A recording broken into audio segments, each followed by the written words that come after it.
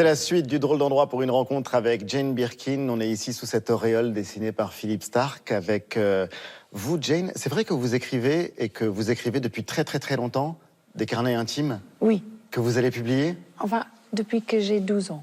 Quand les choses étaient vraiment excitantes, je n'étais pas là en train d'écrire. Donc, il n'y a pas des choses que j'espérais trouver, elles ne sont pas forcément là. Par contre, pour anecdotes délicieuses sur d'autres personnes, c'est parfois tout à fait charmant. Mais les états d'âme, qu'est-ce que c'est chiant. Et finalement, on ne change pas beaucoup. De 12 ans jusqu'à maintenant, ça me semble que c'était à peu près la même chose. Et ça, c'est fatigant. Et quel est le principal trait de caractère que vous avez découvert en relisant ces carnets? Oh, un caractère un peu chiant d'avoir aucune sécurité en soi, aucune confiance en soi. On pense que c'est sympathique, mais finalement, c'est très fatigant aussi, parce que, du coup, la jalousie, le panique, Je comprends que les gens partent, hein. Franchement. Ça, c'est le fil rouge. Oui, voilà. Vous comprenez qu'on ait très envie de le lire? Qu'on ait cette curiosité-là? Mais moi, je lis sur tout le monde, donc j'imagine.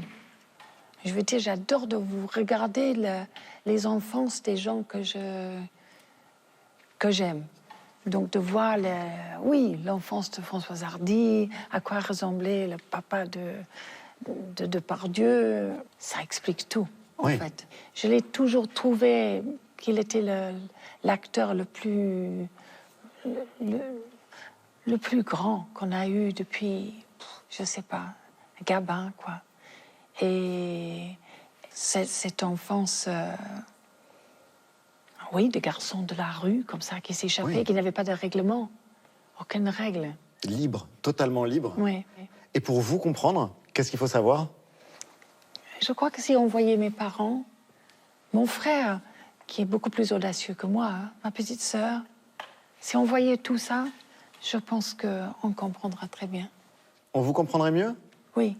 Moi, je me suis demandé plusieurs fois qui était Jane Birkin avant la France, avant Serge Gainsbourg.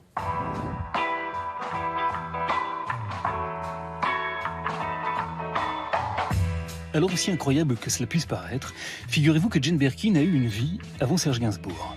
Jane, avant de rencontrer Serge, vous étiez déjà comédienne.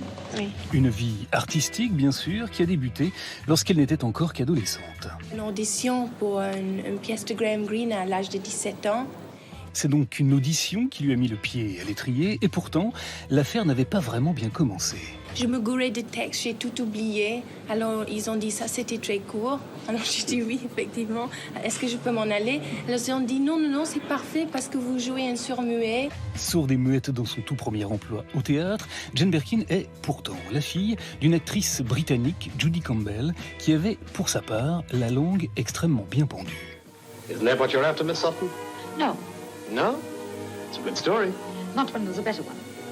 Is there? You see, Mr. Kuloff, I'm not a sob sister.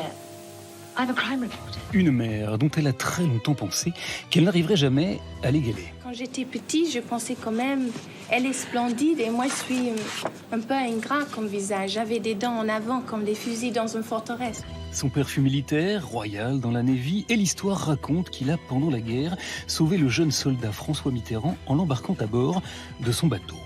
Il disait toujours que c'était rien ce qu'il faisait lui. Quant à son frère aîné, Andrew, eh bien, il s'est, lui aussi, très tôt passionné pour le cinéma. Le frère qui est l'assistant de Stanley Kubrick, je crois. Hein? Oui, c'est ça. Il n'est plus. Maintenant, il écrit ses scénarios, il va réaliser son premier film.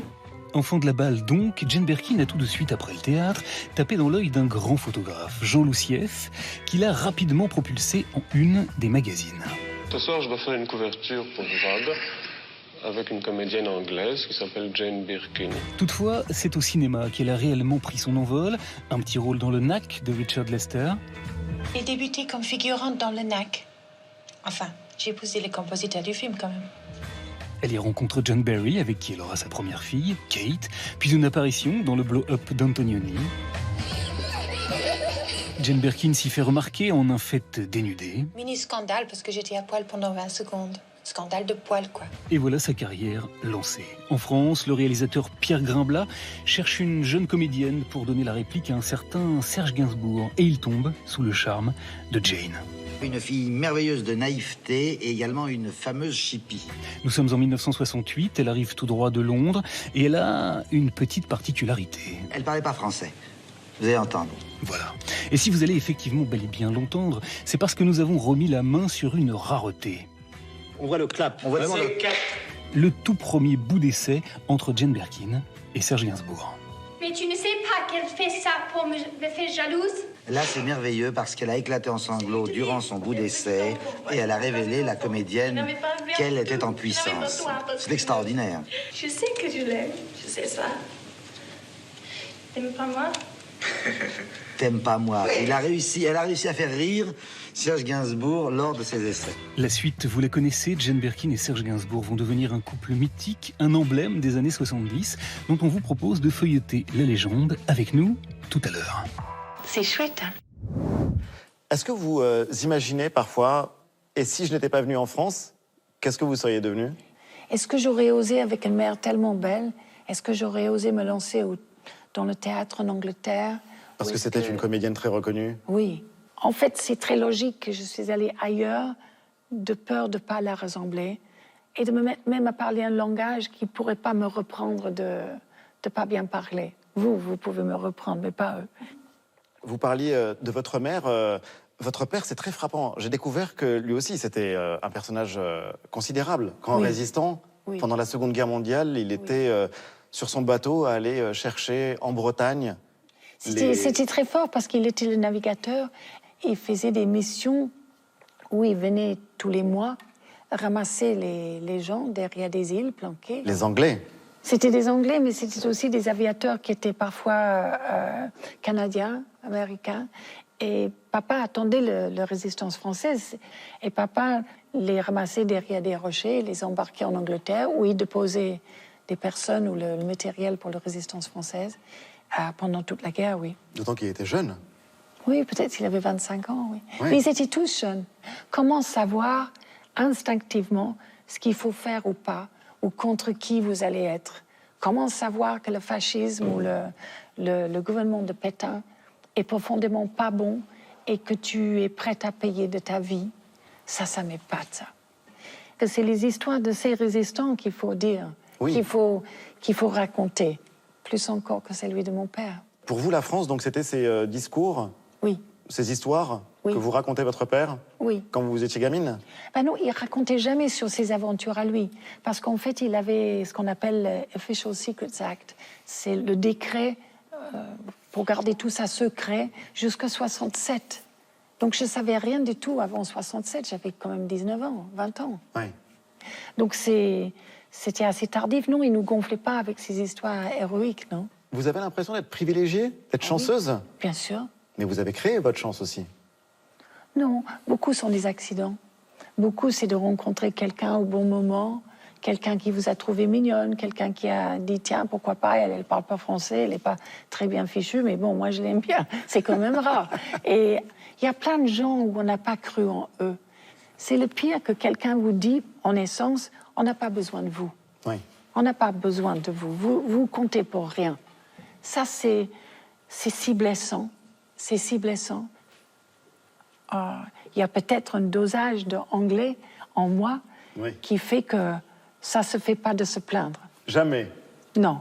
Et vous ne vous plaignez jamais, ce qui est très frappant. Je me plains en douce comme ça, beaucoup, comme tout le monde. Auprès de vos proches? Oh, si, bien sûr. Mais en général, je peux faire autant pas. C'est ma mère qui avait toujours cette théorème, souris, le monde sourit avec toi.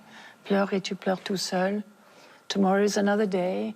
Demain est un autre jour. Oui. Finalement, c'est une assez belle philosophie. Je trouve.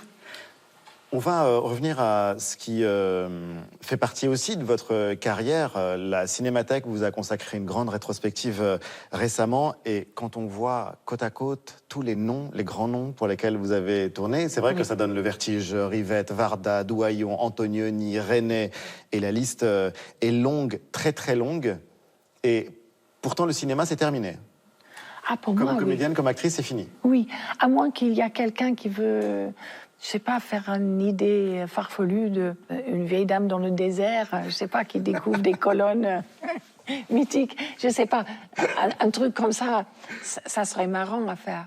Mais sinon, je suis si peu crédible de toute façon, peut-être à cause de l'accent, mais aussi à cause de tout. Si peu crédible? Peu crédible comme faisant partie d'une famille française. Je peux même pas être la mère de ma fille. Au cinéma? Ça colle pas. Ouais, au cinéma. Le 70e édition du Festival de Cannes a commencé. Pour vous en avez de bons souvenirs de Cannes? Non, parce que j'étais une sorte de pin-up, que je me poussais sur les genoux de Jack Nicholson et tout ça pour les photos. Je trouvais ça marrant, mais bon, pas très sérieux. C'est devenu sérieux, en fait, à cause de Jacques Doyon, qui m'a donné mon énorme chance. Pour La Pirate? Oui, et c'était aussi en d'avoir 1984. changé ma carrière avec La Fille prodigue. Oui. Dans lequel j'étais vraiment bien. J'ai vu ça l'autre jour, j'étais épatée que ça aurait pu être aussi bien, et c'est grâce à lui. Enfin, Jane Birkin qui trouve qu'elle a fait un truc bien. Oui. Qui est contente de temps en se temps. voir à l'écran de temps en temps. Mais La Pirate, c'est vrai qu'on a oublié cette époque où vous étiez l'amoureuse à la fois d'un homme et d'une femme. Oui. Ça avait créé un scandale absolument fou à Cannes. On a retrouvé des archives. D'où est venu le scandale? L'histoire est simple. Une femme mariée qui aime son mari est tombée amoureuse d'une autre femme. C'est Jacques Doyon et les interprètes de La Pirate qui allaient alimenter un barbecue qui restera dans les annales. Si on y croit à l'instant d'une heure et demie, c'est suffisant. Et il me semble qu'il n'y a pas de barrière pour ce genre d'amour-là. Homme ou femme, d'ailleurs. Enfin, ça me semble que, en la voyant, il me semblait la seule difficulté peut-être était elle pour moi. Mais le contraire me semblait, je ne veux pas sembler vicelarde, mais elle était très agréable. Et si on entre dans un musée de Rodin et on touche les fesses quand on passe, on n'est pas seul, parce que ces fesses-là, ils brillent, parce que le bronze était drôlement touché. Hein. Donc je ne suis pas seule. Qu'est-ce qu'il en reste de ce scandale-là, pour vous? La fierté d'avoir fait La Pirate. Ah, c'était quelque chose quand même. Et puis, à Paris, d'avoir les filles qui traversaient les parcs en disant « Merci pour La Pirate ». Donc j'ai rendu compte que j'avais fait une chose qui inspirait d'autres filles.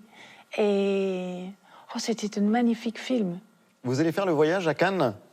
Non, j'ai pas ma place là. Votre fille Charlotte va y défendre les couleurs d'Arnaud Desplechin. Il faut pas aller à Cannes si tu n'as pas quelque chose à vendre, comme on dit. C'est vrai. Mais sûr. vous suivez ça quand même de loin? Bien sûr. D'abord comme cinéphile? Bien sûr. Ensuite comme mère? Bien sûr. Quand on vous dit Jane Birkin, muse, ouais. Vous trouvez ça, c'est offensant ou c'est positif comme c'est certainement manière de dire? pas une offense. Ah non, c'est pas une offense du tout. Mais bon, c'est des mots, hein. C'est comme des standing ovations. Les gens le disent, ça se fait, mais qu'est-ce que ça veut dire vraiment? Pas grand-chose.